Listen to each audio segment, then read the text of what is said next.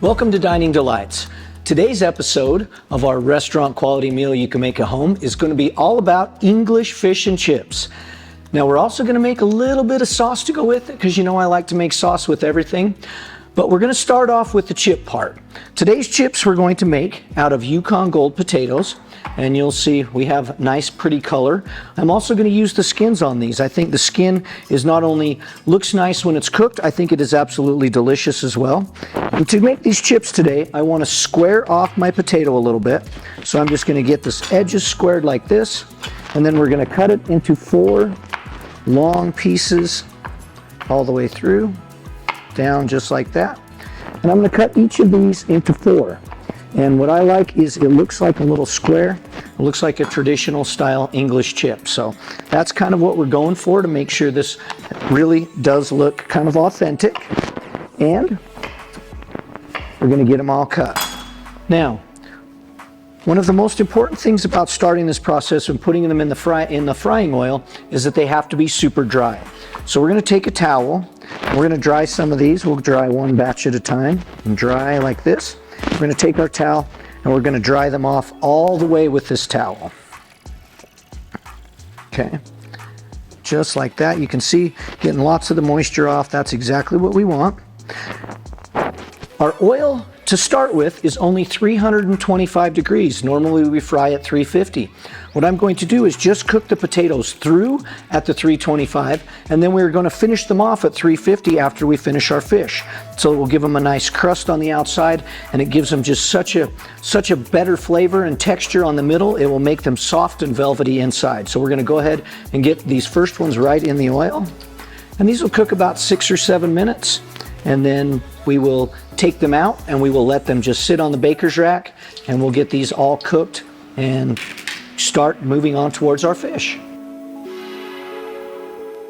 Our potatoes have been in for 6 or 7 minutes and they are looking like they cooked all the way through. I did take one out and check it. So we're going to take them and we're going to let them cool on this baker's rack right here. And we will finish the cooking process and just get that last minute or so that they need when we do our fish.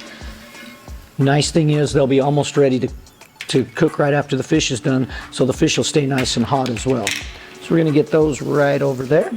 Now, as I promised, sauce. Sauce is the boss, right? This is going to be a tartar sauce and have some base ingredients. We have some sour cream, we have mayonnaise, lemon juice, a little bit of sugar.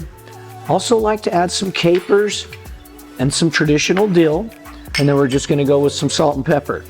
Now what we're going to do is get our 2 creams mixed together, the sour cream and the mayonnaise. Get those right in the bowl. And I want to start mixing those together first before I start add anything else, and get them good and blended. Everything else will come together much better if these first 2 ingredients are blended well. Just like that. And we can set that right there. Now, I'm going to use the juice from half a lemon to start with, and then we'll taste and see if it's tart enough to go with our fish. We're going to go right in like that. We got 1 lemon. Going to take our dill. We're going to pull the little fronds off again. These are just fabulous little bursts of flavor, and they'll add so much flavor to our tartar sauce. We're going to make sure we don't get any stems, and we're just going to chop. And we want them to get down to little strands. So individual little threads almost of dill is what we were looking for. And it doesn't take much to break it down to that level. You can see right there, we have quite a bit. We'll go right into our mixture. We're going to use the capers today, and I'm just going to take some of these out. I don't want much of that liquid, but a little bit will be okay. We'll add just a touch of that brine. But we want to chop these up as well. And I usually just go lay them out and go nice and slow through them. If you go nice and slow, you can get them chopped up. They don't roll around, and it makes it much easier to get them all chopped. But these will add that briny, salty note. So we're a little bit of that dill flavor, a little bit of sour from the lemon, and then this brine kind of adds a nice umami flavor as well. And we'll go right in. Okay. And then last but not least, we need a pinch of salt, touch of pepper, You could use white pepper if you're worried about having speckles. I think it actually looks nice to have the little speckles in. You can see that it's actually seasoned. So, but that's just my personal preference. And we're gonna mix, mix, mix. And once it comes together like this, it's time to taste. See how we're doing? Taste and spoon. Whoop, it's absolutely perfect. So we're just gonna set it aside and we will start working on our fish next. For our fish and chips, we are going to use cod today. Now, the reason I chose cod today is I want a nice long piece of fish. It's a very light, elegant white fish, and it tastes actually fantastic. Our batter itself to do fish and chips is 2 components individually. So the first one we have is dry. Now the dry component is going to be just simple. We're going to have some flour to dredge it in.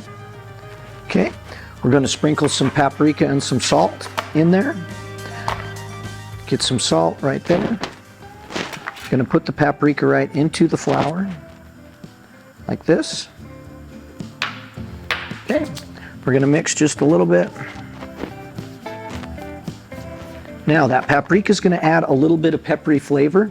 We're also going to put some on top of the fish. So we're going to season our fish now. So we're going to go salt on both sides and paprika on both sides, just like this. And we'll turn them over. Paprika, salt, and we have a little bit of flavor. Also adds a nice little bit of color. So that will be the first part of our dry ingredients for our fish. Now we're making a beer batter, so we are obviously going to use beer. I have a can of beer right here. I have 2 kinds of flour that we're going to use today. The first one is a 00 flour. This is a fine grind.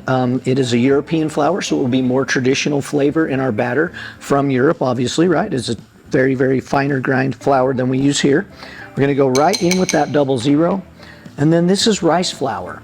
Rice flour will add a little crispy texture. It can handle high heat, and it just kind of will lighten things up a little bit. It's used in a lot of Asian cooking as well. So we're going to go rice flour. Going to add about a teaspoon of salt, and we're going to add some baking soda. Now we're going to get our whisk, and before we add our beer, we're going to whisk all these dry ingredients together. We want to have a nice base to start with, just like this. And then we're going to start adding beer slowly. And what we're looking for here is a nice batter that looks like pancake.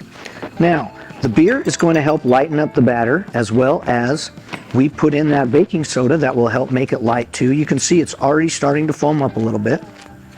So we're going to keep adding. And we want, like I say, just about a thickness of pancake batter. And we want it to be nice and smooth. Now you'll notice the color here. The color of this is actually a red beer. This amber color is going to actually go through all the way into the fish, so the fish will have a little bit darker color in the breading on it. Yeah, I think it'll be very, very attractive. It'll be a very nice golden brown color. And we're just going to keep adding.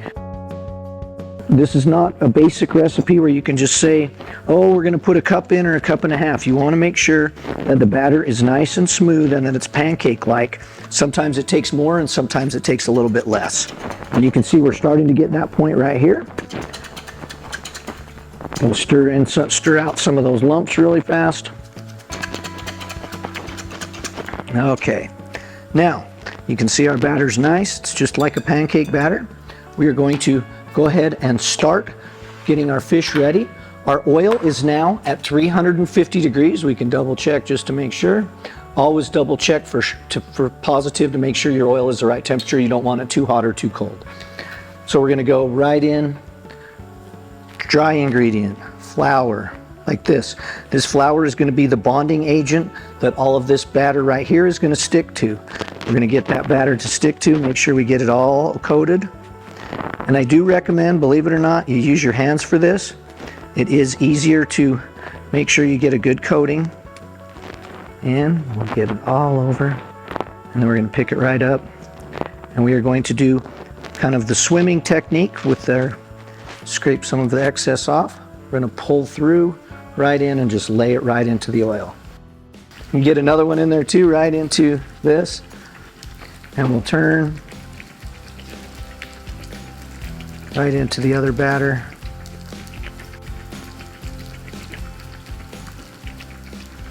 Get some of the edges off.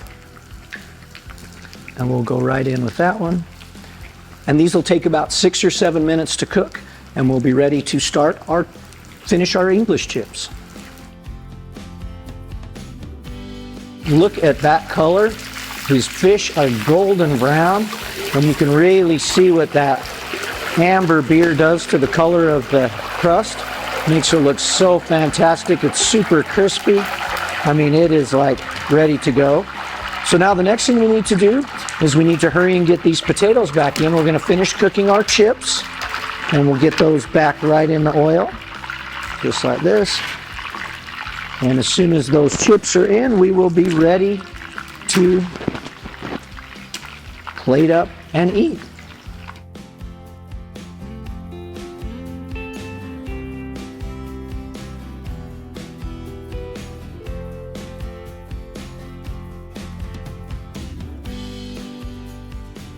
That second fry is just finishing up, and you can look at how beautiful these English chips look. They're nice golden brown. They look absolutely amazing. Nice and crispy on the outside, and they're going to be so soft and velvety in the inside because we did fry them at that 325 to start with until they were cooked through. So all this process is doing now is just making sure that they're cooked all the way and crispy. We're also going to hurry and top them with some salt. As they just come out, we'll put a little bit of dash of salt on the fish as well. And now for plate up time, what we're going to do is get some of our potatoes here, and we're going to put them right nice and hot right into our basket in here. We want to get this basket to look really nice. One side will be all potato. Okay, fancy. Now to top these, the finishing touch, we're going to put a little bit of garlic, fresh garlic, a little bit of bite, nice, really bold flavor. We want these to really be delicious. And then we're going to top them with some Parmesan cheese.